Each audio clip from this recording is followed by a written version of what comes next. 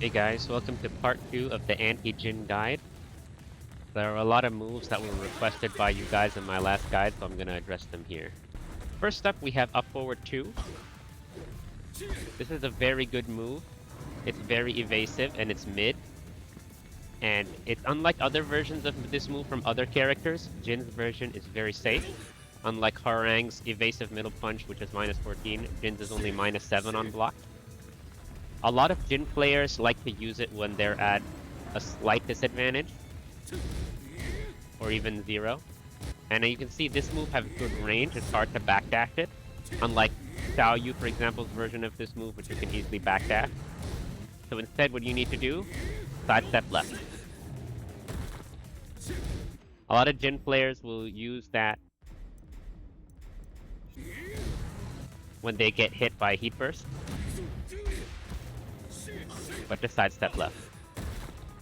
What some Jin players like to do, they don't like to just use the axe kick. They like to do forward, forward, 3-1. The reason they do this is in case you block it, they're not minus 4. They're plus 1, so they don't have to fully give up their turn. But you can counter this by doing a quick duck into launch. You can see the Jin player still gets the launch. But if you're fast enough, you have to be really quick with this. If you don't have a 14 frame launcher, you might just have to go with your fastest while standing punish. One flowchart Jin players like to follow is they like to go from down back 4 into standing 4. The reason for that is if magic 4 counter hits on a trade, Jin gets a full launch. So a lot of Jin players will do down back 4 into magic 4. If magic 4 hits not on a trade, the best thing Jin gets is the heat engage. But what Jin players will like to do is they like to put you into minus 3 and then magic 4 you.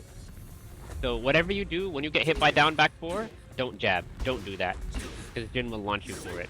You can do anything else. You can do something slower than a jab, or you can even do crouch jab. Or if you know the Jin is going to do a magic 4, which is a high, you can duck and launch. But once you get hit by this, don't jab.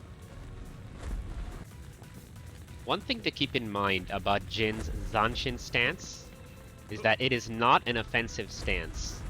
If Jin transitions into this stance on block, he has a number of ways to transition into it, but he's heavily minus in each case. Do not let him push his offense by transitioning into Zen. You do not have to respect him in that stance. You can just jab him or down forward 1 him out of it.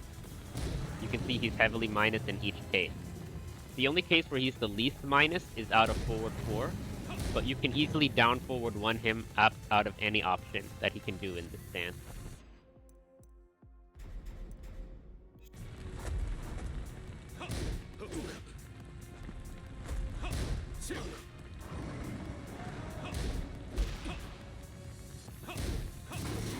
If he does the power crush, just duck and launch.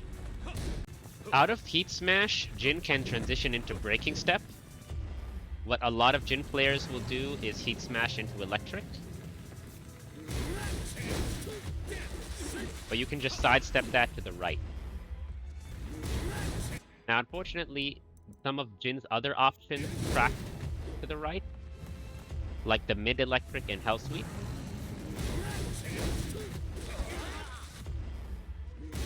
But these options are slow enough you can dick jab them.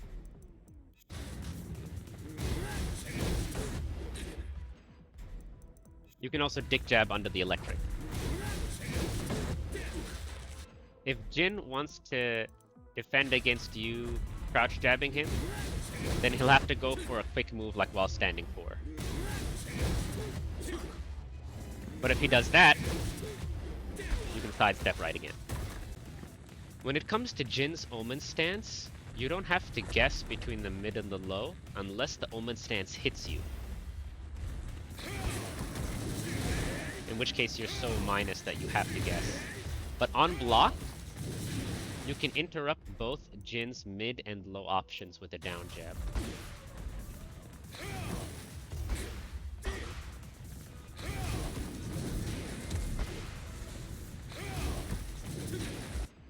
Now, if the Jin player notices you down jabbing, they'll go for EWGF out of Omen. And this will hit you. But you can sidestep that left. Another thing they might do is go for the axe kick. This will beat down jab. But this can also be stepped to the left. Last thing I'll leave you guys with.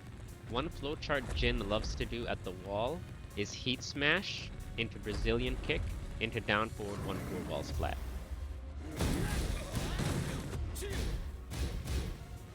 If you press anywhere there, you will get walls flatted.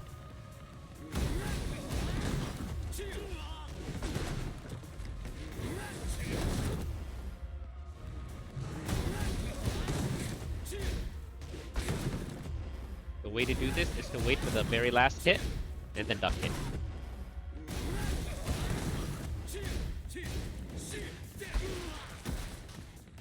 That's it for the video, guys. Thanks for watching.